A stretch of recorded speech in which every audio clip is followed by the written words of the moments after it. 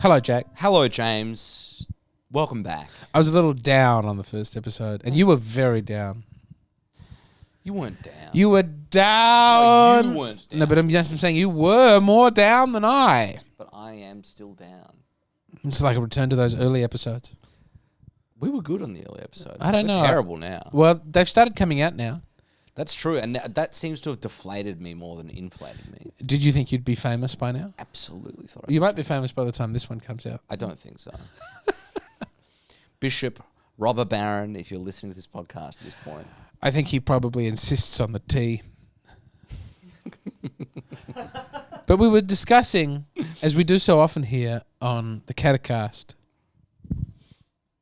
the Eucharist. Have you seen the movie Heat? You've asked me this like 6 times. Have you seen it yet? I saw it when I was younger. Time to watch it again. You know what I did watch this week for the first time? What? The Godfather.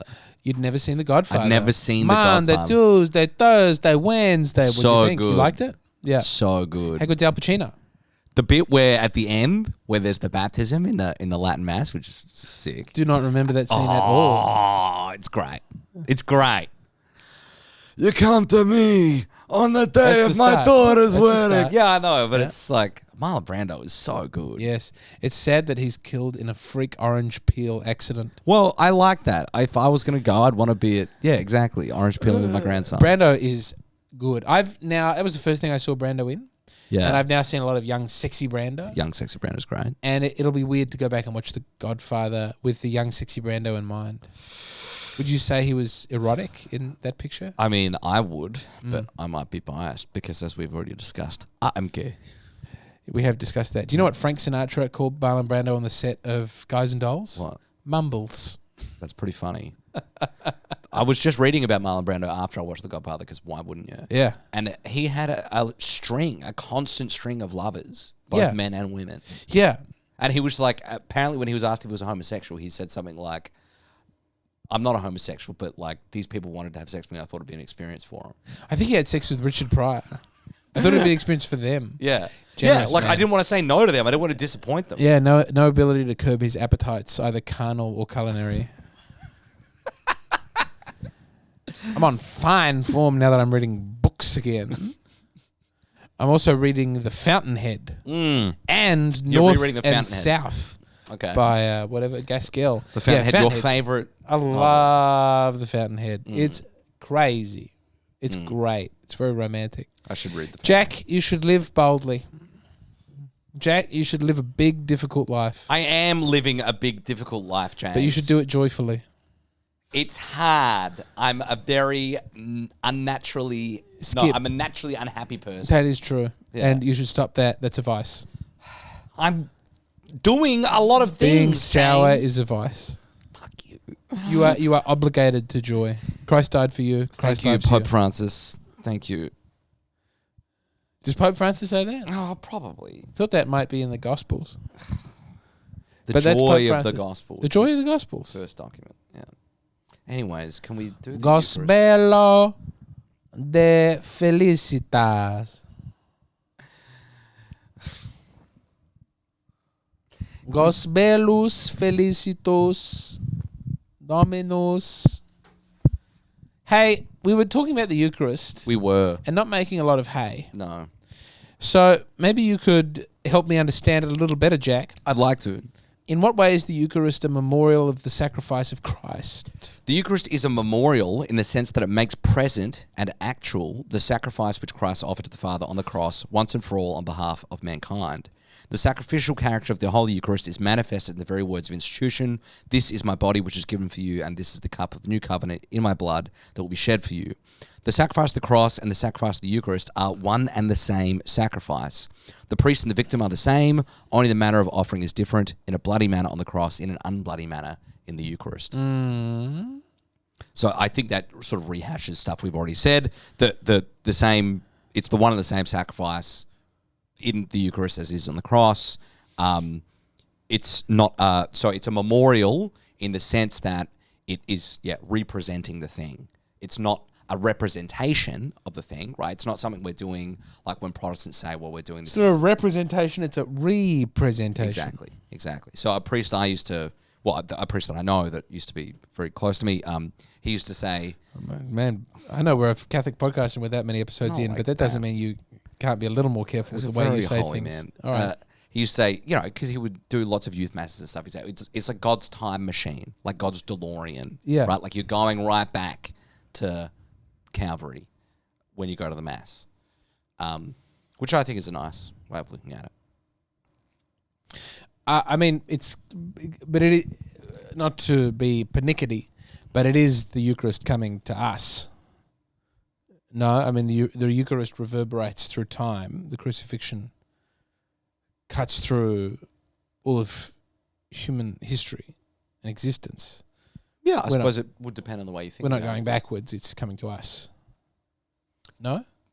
I had never really thought about it like that. Okay. Yeah. But I suppose you're right. It's all in God's power. I suppose it's a both and thing. You know what is a nice just a Christian move that people pull is when anyone says something innocuous, they'll just make it about how that's not sufficiently giving credit to God for it. That is a classic Christian I went to the move. shop to buy a paddle pop, but they were out. Well, that doesn't... The Lord lets you have what you need when you need it, not before. Yeah, I just thought I could just say something sort of pedestrian for a second without you making it about that. But James, that doesn't seem like a very Christian response. Hmm? I was doing the thing that you were talking about. Yeah. Well, the Lord will respond when he's good and ready. Both trite and true. Yeah. Zechariah 4:26. It was a hot day. 281. I don't know what happens in Zechariah. I never read it. I don't know nothing about scripture. I was thinking we should have a... Somebody who knows about the Bible on? Well, I was going to say like a Bible reading group. Because sometimes on a Thursday we'll talk about this recently, yeah. Yeah. I just thought it would be good if we... I found out that someone who's a cradle Catholic that I knew had never read the Gospels, like one of them, start to finish. Yeah. And I thought, oh, that's not good. Yeah, I mean, I haven't read the Old Testament start to finish. I don't think anyone's obligated to do that, not even the Jews. Anyways, let's keep going. In what way does the Church participate in the Eucharistic sacrifice? In the Eucharistic sacrifice of Christ... Participate. In the Eucharist, the sacrifice of Christ becomes also the sacrifice of the members of his body. The lives of the faithful, their praise, their suffering, their prayer, their work are united to those of Christ. As much as it is a sacrifice, the Eucharist is likewise offered for all the faithful, living and dead, in reparation for the sins of all, and to obtain spiritual and temporal benefits from God. The Church in heaven is also united to the offering of Christ. So, a couple of things. Bold declarations there. So yes, what you were just saying about participation is quite true. So we're called to participate in the Mass. And what does that mean? That means that a second priest is doing this. So, and this is a... Have you not seen a con-celebration, Sam? Yeah, he's... Well, it's not. It's this. Is it? Yeah. I don't Hand know. on the chest, hand out. Yeah. That's not what the Church is talking about when it says participation. Okay. So the Church is talking It's not what they're talking about. The Church is Go talking on. about Sorry. how the faithful participate in the Mass. Yeah. So we're not called, because it's like you're not supposed to go to Mass and tune out, right? You're supposed to go to Mass and pay attention. Sure. Pay attention to everything the priest is doing, all the actions that he's making, all the words that he's saying, and to unite ourselves with the priest, Yeah. who is in persona Christi, offering the sacrifice of Christ. Look at that. Forbidding contraceptives and then demanding we pay attention at Mass. Crazy. How is someone with three Tyrannical. children meant... No, but like... Genuinely, if I'm wrestling a child, how much attention am I to be paying? You do the best you can. You do the best you can. But you have Sunday school. Your gripes Go on. are not necessarily the issues of everyone, James. We're all called to do this Yeah. to the degree that we're able There's to. the barren and the lonely, but like me. many yeah. of us Sure. do have that problem. Yeah. But I mean, even prior to you having the problem of 3 children, which is a Yeah, good I'd get problem bored. to have. Yeah. Yeah, I know. Go on. So the lives of the faithful, our praise, our suffering, our prayer, our work, if we bring it to the Mass, Yep. are united as a sacrifice with Christ on the cross. So St. Paul says, like, we help make up the sufferings that Christ lacked on the cross with our own sufferings. And so we're to do this as an offering for the living, as an offering for the dead, in reparation for our sins, and to obtain spiritual and temporal benefits. And that they do it for us in heaven. Exactly. And for themselves. And all of heaven is included in every sacrifice of the Mass. It's singing all the time. Yeah, because it's the one event, right? Like it's the same event transposed onto history continually. So it's not like it's happening again and again and again. It's not like Christ is being re-crucified. He's not. It's the same crucifixion of Christ on the cross. Not yawning because it's boring. Yawning because I have all these children. I am lethargic. Yeah, whatever. You talk about this a lot, James, but I feel like sometimes it's an excuse. Maybe you should help more. No, we wouldn't let you help. You seem like someone who has a problem. Now, the important thing... So is Christ crucified in heaven before he's crucified on earth? So, no. Is Christ crucified in the garden? Is that the tree of life? No. All right. Because the second person of the Trinity, we've already talked about this, I think. The second person of the Trinity, the Word of God. How far do I have to move my foot away before it's not touched by your foot? I just want to be close to you.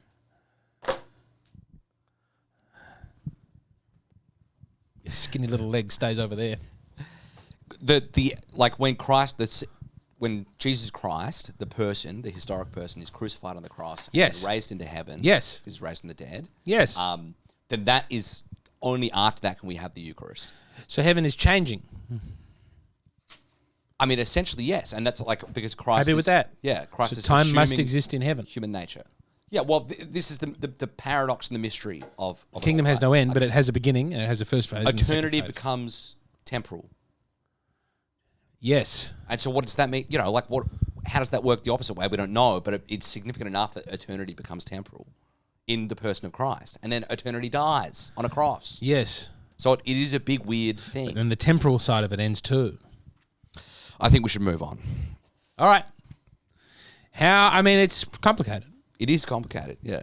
How is Christ present in the Eucharist? Jesus Christ is present in the Eucharist in a unique and incomparable way. He is present in a true, real and substantial way with his body and his blood, with his soul and his divinity in the Eucharist. Therefore, there is present in a sacramental way that is under the Eucharistic species of bread and wine, Christ the whole and entire God and man. And I think we should just do the next question as well. Well, what is the meaning of transubstantiation? Transubstantiation means the change of the whole substance of bread into the substance of the body of Christ, and of the whole substance of wine into the substance of his blood. This change is brought about in the Eucharistic prayer through the efficacy of the words of Christ and by the action of the Holy Spirit. However, the outward characteristics of bread and wine, that is, the Eucharistic species, remain unaltered. So we talked about this last episode. We talked about accident and substance and all this sort of stuff. And if you don't remember, go back and listen to it. But the important thing to garner from this is that Christ is truly present, real, entire body, blood, soul, and divinity. So it's not just his humanity, it's not just his divinity, it's his entire being that's present in the Eucharist. It's not a particular piece of his body. Exactly. It's not his toe, it's not his hair. He's entirely present in every particle of the Eucharist, both the accents of the bread and the wine. And this is why we can just have one or the other. Exactly. Right. So we call that process transubstantiation. We've got to talk about this.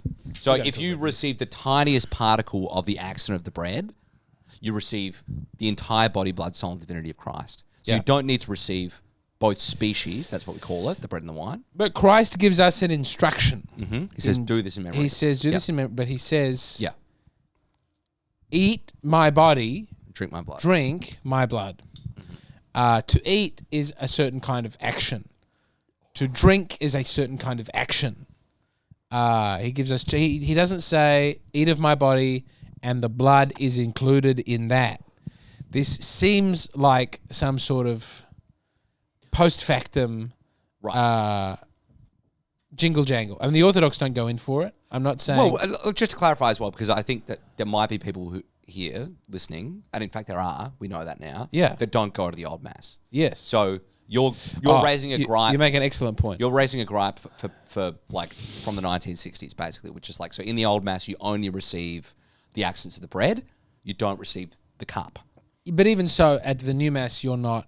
During COVID, they've denied the chalice to the faithful because of transmission, all sort of stuff. So it was a big thing in the 60s in the transition from the old to the new mass. Yes. Where people were saying, we want both. We want both the laity While and acknowledging that we don't need it, we're telling you that we want it. Right, and ideologically... Vatican II documents do not say...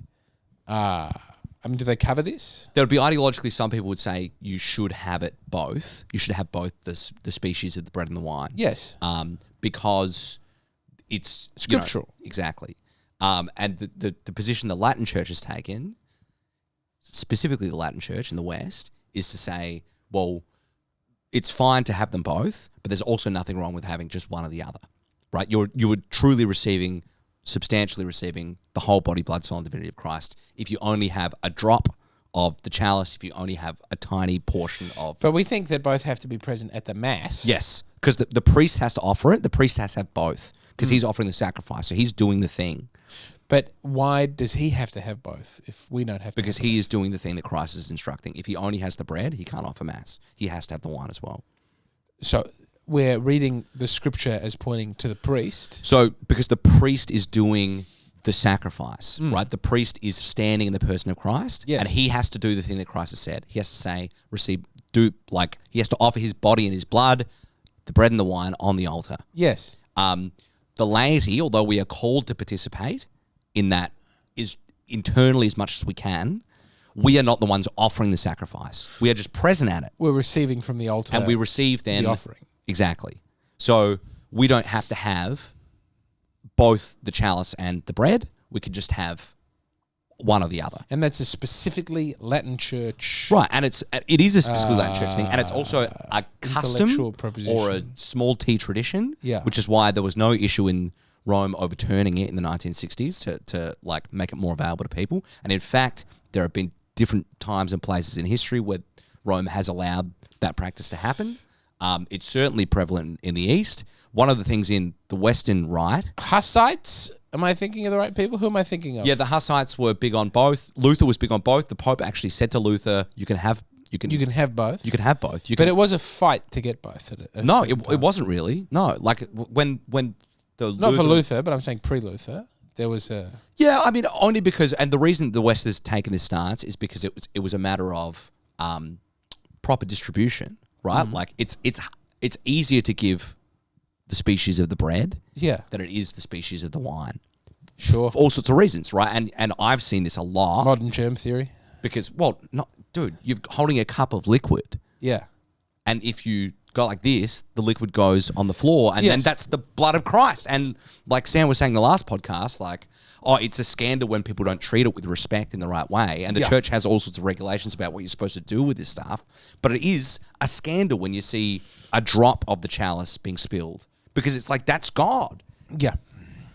So on a practical level, the West has gone... Can we go without that? Too hard? Yes. Right? Let's just keep the priest from the chalice, receiving from the chalice, and then we'll just distribute in the most practical ways possible to the faithful. Not, real bread, but the most crumb-free kind of bread you can imagine. Exactly, because you don't want crumbs, right? You don't want... You want to treat it with... And this is... I understand what you're saying, Sam, last week, which was it looks like maybe it's become this mechanical thing, but the church has actually spent centuries refining and defining these things to make it as least scandalous as possible. Yeah.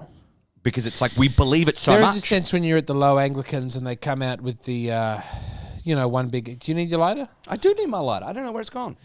Low Anglicans, I remember, with the, the little shot glasses of your... Yeah. Whatever it is, grape juice, wine, whatever. Yeah. And... So a big loaf of bread, and we're all pulling aside a bit. At the end, you go, well, there's a big thing left over, and it looks untidy. So even after, at our mass, and even in the Novus Ordo, certain priests will do it still, is after the words of consecration, so after the priest has picked up the host and said, this is my body and this is my blood, the priest will then do the rest of the mass until he's finally... washed his hands over the chalice and then consumed the chalice. He will hold his fingers like this. Yeah. Right? And that's because, if there are particles of the Eucharist on his thumb or finger, he'll keep them there until he, is abluted into the chalice, and then he drinks the chalice so that no crumb, no tiniest part of the Eucharist is lost. Because if every tiny part is the whole Christ, entire substantial body, blood, soul, and divinity, then that's a huge problem. So in the West, we have developed these like, regulations rituals? around this stuff. Yeah. In order, and it's not just like an empty ritual. It's like because we believe. What would you do if it was true? That's what I'm thinking. Yeah.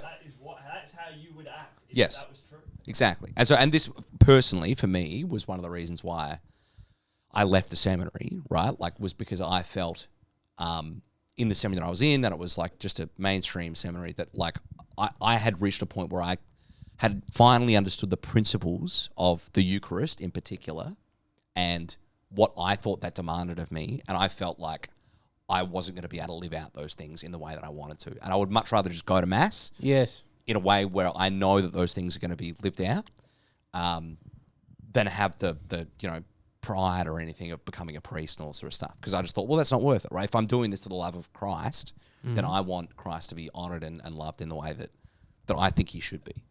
And that was a factor for me, Jackie, for a man with so much disgust in other people, you refuse to let that be a motivating factor for yourself. I should be disgusted in myself? Well, no, you can look at other people and go, but I'll do a better job than that guy. That gets me to do everything. This is why I start a podcast. It's why I do comedy. It's why I get married. It's why I have a family. You go, other people are going to be doing it. They're going to be doing a worse job than me. They're doing an acceptable standard. I'll crush them. Because when you compare it to the infinite, you can never measure up. Yeah, I mean, I have an immense amount of sympathy for good priests in bad situations because I could see myself getting into them where you have to fight with every ounce of your being for just the basic reverence for God in the Eucharist. And I just thought of my life, and that's it's a noble struggle. And it's worthwhile, and I admire the people that do it. But I just thought I don't have that strength, right? Like I'm just not. Like I would be too upset. We've got to get you zinc tablets. I'm seeing through lines.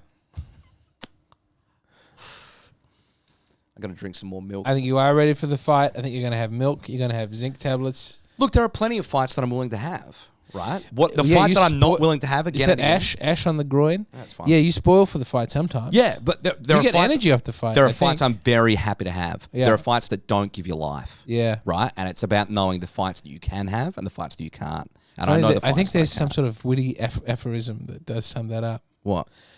I don't know. Someone should write one. Something about picking which battles you want to fight and which ones you don't want to. Well, yeah. I mean, you got to choose the hill you're going to die on. Yeah. And I didn't want to die on that hill. Yeah. Well, I was like, this is God. This is just obviously God, and it upsets me. Which is a bit ironic not to die on that hill.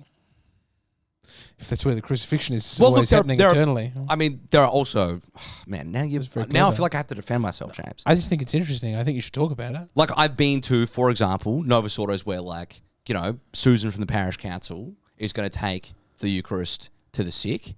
After Mass. Yeah. And I'm in the car park at the Mass, and then Susan walks past and she's got Jesus in her handbag, and she wants to come up and have a chat with me, and I'll just get on my knees. Sure. Because I know the Lord of the Universe is in her handbag, and she wants to come up and talk about the weather, and she's like, you're acting very strangely. And I'm like, yeah, you should not be here doing these things. Off your trot. Like, you've got the creator and author and sustainer of the entire world yes. in your bag. I believe the Pope is allowed to wear the Eucharist at all times, and he's the only person. Have we discussed that? I've never heard that. No. Yeah, he's allowed to wear like a watch with the Eucharist in it. I don't think that's true. No, it is. I believe it is true because he's the only person that it's like there's enough people around him to make sure that a scandal is not entered into it. All right. Well, I'd be very surprised. I think it's a privilege granted exclusively to the Pope is that he's allowed to wear. He's got a watch. The Eucharist. I say watch, might be a locket. I don't think that's true. But sure, why not? Why do I think it's true then? Because you wake up. You keep that in your hand. Yeah, I went on a podcast recently and I said some things about the Bill Cosby trial that I don't remember and can't find. And I kept saying like, I think this is true, but it's we'll maybe talk about that more later. I met some people recently who are Cosby truthers. I mean, I like that you're wearing a very Bill Cosby jumper while you're saying this. There's nothing wrong with wearing the jumper. That was not where his fault lay. I met a Rolf Harris defender. We'll deal with sexual abuse at a later time, I think. Even late in the piece. Does the you think that would be the first thing we'd bring up just to put people at ease? Maybe we should do a sexual abuse podcast. I think that would be too graphic. As long as I'm the one doing the abusing, that's absolutely fine. Now, does the breaking of the bread divide Christ?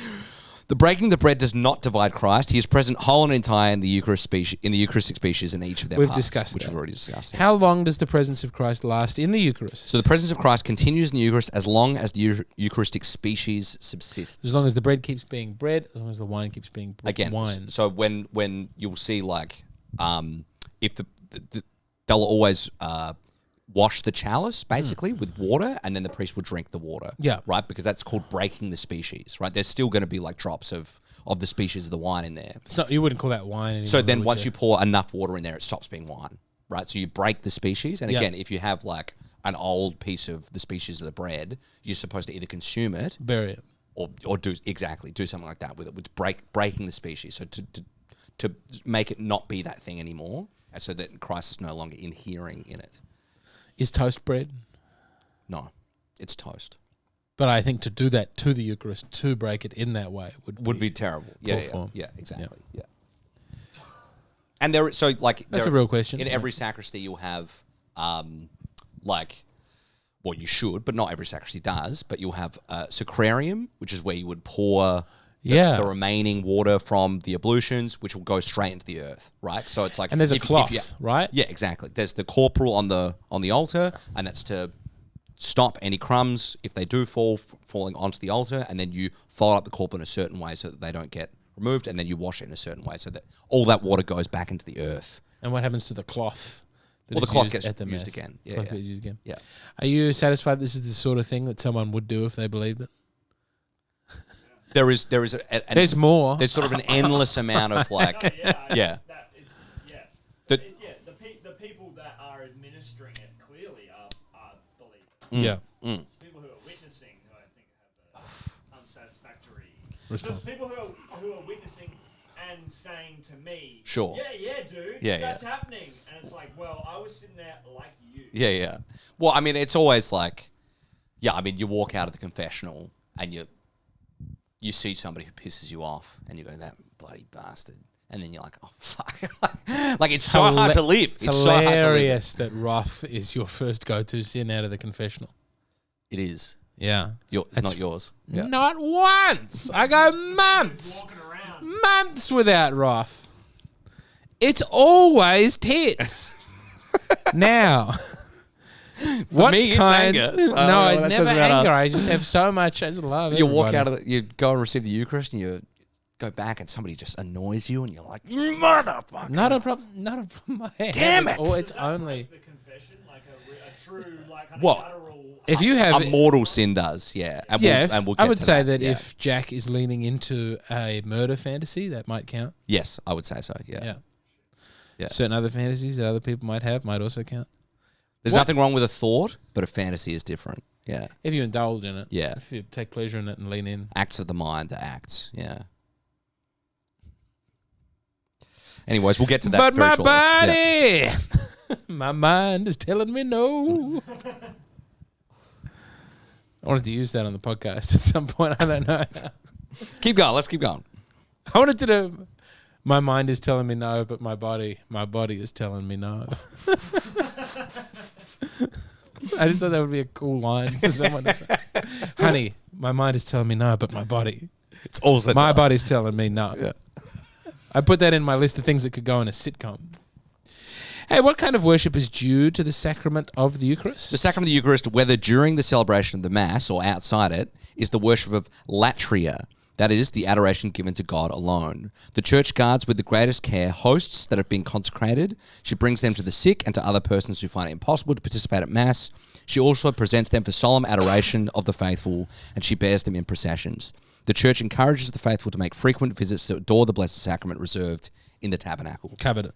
So, there's just one thing that I want to say that, which is like latria. Yep. So, and this is a sort of like theological point. Latria is the worship that's due to God alone. So when Protestants would say, oh, you worship Mary or you worship statues, right? Like what we're doing with Mary or the statues is not latria, because latria can only be God. Yes. So it's the worship of the true God, which we give to the Eucharist. And Protestants would say that's adulterous because they would say it's not God. But we say no, because it is God. We go to adoration. We worship the bread. We adore it. Yeah, exactly. We don't worship the statue of Mary. We use that as a mediating tool to like speak to me. Venerate. Yeah, exactly. Yeah. But you can venerate Grandpa. Exactly. Yeah. You cannot venerate the Eucharist. You worship the You adore Eucharist. and worship the Yeah, Eucharist. Yeah. And you cannot worship Grandpa. Exactly. Well, and you ought not worship You ought Grandpa. not. Yeah. Why is the Holy Eucharist the Paschal banquet? Banquet. Paschal banquet was harder to say than I thought it would be. The Holy Eucharist is the Paschal banquet inasmuch as Christ sacramentally makes present his Passover and gives us his body and blood offered as food and drink, uniting us to himself and to one another in his sacrifice. Paschal banquet is one of those words that, like, visually, very beautiful. Opening with the P and ending with the T, so it's like the low to the high. Yeah. And then, or just like the shape of the letters. Like pot. Building up into a peak in the middle with that H, the L, and the B. And that Q keeping you in the game with a little symmetry there. So since Vatican II, there's been more of an emphasis on the Eucharist or the Mass as a meal. Yes. Which people sort of take umbrage to, and I think there's a way which you ought to take umbrage to it. It is a meal. It's a sacrifice and a meal, right? It's a meal in as much as it's like we actually eat it, right? And it is that principle. Agape. It started as a... It cannot be, well, no, the agape or something different. It cannot be more internal to you than food, right? Like God becomes food for us. Yeah. Like Christ is laid in the trough in Bethlehem. So you don't think that the love feast develops into... The agape You meal think was it's distinct from the Eucharist? It's obviously distinct. Okay. Yeah. That's a point that some people would want to argue with you? I don't think for those who are not as nerdy as us, Okay. There's a thing in the early church called the agape meal, which was a sort of like community meal amongst the disciples, the early followers of Christ. Yeah. Which some people claim is the earliest example of the Eucharist, because it's like people getting together and just breaking bread and having a good time. St. Paul in Corinthians is very clearly talking about the agape meal as distinct from the Eucharist when he says, you guys rock up and you get drunk and you have all this food, but don't you realize when you go to the altar of the Lord, when you go to the table of the Lord, you are receiving God himself, and you have to be right with God when you do that. So he's saying don't party on like that at this particular thing. So he's saying don't have the agape at the altar. Exactly. So like we would have we catch up for coffee and tea and stuff after Mass. Yes. Like that's kind of like the agape meal. It's the communal aspect of things. And we do it outside. Yeah. It's that different element of things. The Eucharist, the liturgy is something distinct. I think that the documents bear that out very clearly. All right. I'll take it. What is the meaning of the altar? The altar is the symbol of Christ himself, who was present both as sacrificial victim, the altar of the sacrifice, and as food from heaven, which is given to us, the table of the Lord. So we talk about Christ as the victim, the priest, and the altar. Yep. Yep. He's the altar. I mean, there were other altars prior to... Yes. His altar is the cross. Yeah. He offers himself on the cross. Yeah. But there's an altar in the temple. Yes, there is. Yeah. Which has a different meaning because they're putting things on the altar to God. Yeah. So the altar is a symbol of Christ because it's like, it's solid, right? And it doesn't change. And it's, like it's an eternal thing. What about when Aslan dies? Right, exactly. Well, and C.S. Lewis isn't doing that by accident. Yeah. No. Anyways, wouldn't it be funny if he was, though? And he just let that one slip. He was like, it doesn't fit at all. When does the church oblige her members to participate at Holy Mass? The church obliges the faithful to participate at Holy Mass every Sunday and on holy days of obligation. She recommends participation at Holy Mass on other days as well. What are holy days of obligation in this country? The holy days of obligation in Australia are outside of every Sunday. Christmas. Is Christmas? Easter Sunday. Well, that's a Sunday. So good point. Yeah. So outside of Sundays, it's Christmas and it's the Assumption of the Virgin Mary into That's heaven. the only two. They're the only two. In America, it's different. There are more. Okay. A lot of countries have like St. Patrick's because, like different parishes. The Irish inheritance and stuff. But that's the only holy days of obligation in Australia. Yeah. Sweet. When must one receive Holy Communion? The Church recommends that the faithful, if they have the required dispositions, receive Holy Communion whenever they participate at Holy Mass. So as often as you can go to Mass, the Church would say, if you're in a state of grace, you should go. The required dispositions. However, the Church obliges the absolute minimum them to receive Holy Communion at least once a year during the Easter season. So that's from Easter Sunday until Pentecost. All right, now hold on. Controversial. I think we've covered this on another episode, but we should cover it now. What is required to receive Holy Communion? Yeah, so to receive Holy Communion, one must be fully incorporated. You read it. All right, into the Catholic Church and be in the state of grace that is not conscious of being in mortal sin. Anyone who is conscious of having committed a grave sin must first receive the sacrament of reconciliation before going to communion. Also important for those receiving Holy Communion are a spirit of recollection and prayer, observance of the fast prescribed by the Church, and an appropriate disposition of the body, gestures, and dress as a sign of respect for Christ. So basically, you've got to be in a state of grace. You've got to be Catholic, you've got to be confirmed as a Catholic. Mm-hmm. So you've got to be visibly part of the Church. You can't be a Lutheran or a Orthodox or something like that. Unbaptized. You have to not be conscious of any mortal sin. Yes. So you can't have just gone and murdered somebody, had sex with your girlfriend, stolen something. Unless you don't know that lied. those are mortal sins. Exactly. If you're not catechized. Yeah. But that's why it's important to have been brought into the church as well. And we're going to, when we do penance, to have which knowledge is of the it. next sacrament we'll do, we'll talk more about how this all plays out. Yep. Also, that's the bare minimum, and you only have to go once a year in Easter, but you have to have all those things ticked off. Get yourself right once a year. Yep. Let it slide the rest of the time. But again, also important. So we'll get to that. Also important for receiving Holy Communion is to be present, right? To be participating in the Mass. Yes. To be prayerful. To have observed the fast. You have to observe the fast. So you kind of eaten something. But how long is the fast? In that 1 hour? 1 hour before at the moment. Yeah. It's beneficial to do it for longer if you can, and an appropriate disposition of the body. So that's gestures, which is why it's like we would say better to kneel and receive in the tongue, but it would be to stand and receive in the hand. And dress appropriately. And don't be wearing your bintang t-shirt, you know, all that sort of stuff. In terms of like, just to go back one, when must one do it? So again, like you have to go to Mass every Sunday. The Church says you have to go to Mass every Sunday. You don't have to receive communion every Mass that you go to.